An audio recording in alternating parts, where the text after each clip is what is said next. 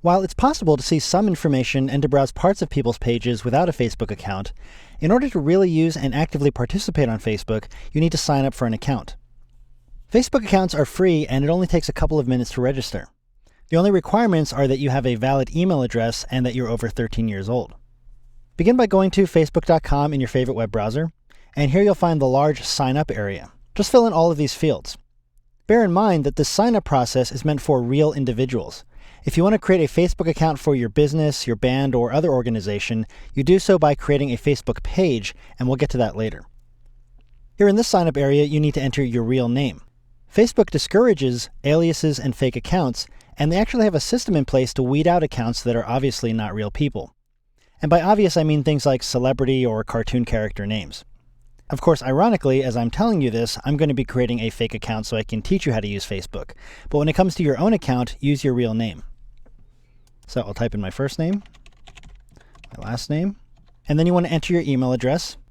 And make sure you're using a real email address that you have access to, because in order to complete this process, you'll have to respond to a verification email Facebook will send you. Type it again to confirm the address.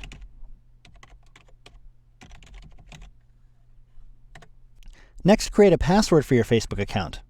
For better security, try to make it at least 6 characters long, and you can include numbers, punctuation, or a combination of upper and lowercase letters in your password to make it even more difficult to guess.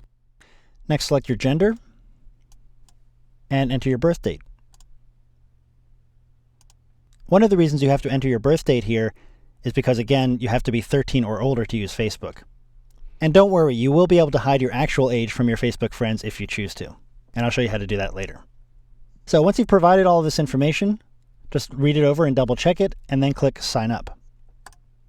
Next, to prove you're a human, you're going to have to try to interpret what you see here in this box and type it in. Looks like a Q, a 6, a 4. I have no idea what that is. Let's try a Q and a V. We'll see how that works. I'll click Sign Up, and I'm in. So now I have the most basic of Facebook pages. Notice that everything here on my profile page has just sort of these generic icons like music and books, and it's encouraging me to add a lot of things to my page. The first thing we see here is to add a picture of yourself. And until you add a picture of yourself, the only thing people will see when they come to your page is this generic silhouette representing you. And for the most part, it's good form to include a picture of yourself so people who might be searching for you will be able to visually confirm that you're the one they're looking for and not someone else who shares your name. So I'll click Add Profile Picture. And here you have the choice of uploading an existing photo of yourself or taking a new photo with your webcam, if you have a webcam connected to your computer. I do have a photo of myself that I'll upload now, so I'll click Choose File. It's sitting here on my desktop. I've just called it me.jpg. The photo can be a maximum of 4 megabytes, and I'm well below that here with 45K. And it has to be in the GIF, JPEG, or PNG format. And mine is in the JPEG format. So I'll click Choose. And there's my photo. Now I'll talk more about working with your profile photo later. For now, I'll go back to View My Profile. And you can see that my photo has now been added here. Now Facebook is going to walk me through all these different things I can add. And it's just trying to get me to add some basic information so that it will be able to help me find other users who may share interests with me.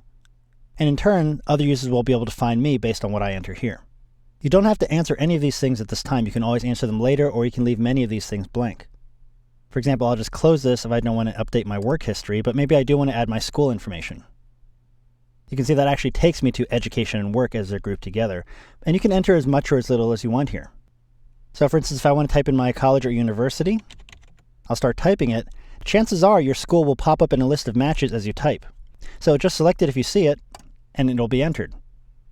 I've just chosen my college, and if I want to now, I can add what year I graduated in, any of the degrees I have, what concentrations I studied. But I can also leave as much of this blank as I want to as well. Once I've entered as much information as I like, I can click Add School. So entering your employer name or your school will make it easier to find people who attended the same schools or work for the same company. And we will get more into editing your profile a little bit later, so I'm going to go back and view my profile. So now back here on my profile page, I can see that my college has been added here. And that's really it. I now have the most basic of Facebook pages, but I'm still restricted from using a lot of Facebook until I confirm my registration. So what I need to do is go to my email, in this case I use Gmail, sign into my account, And here I'll find the email that Facebook has sent me. Just one more step to get started on Facebook. And here I'll find the complete sign up button.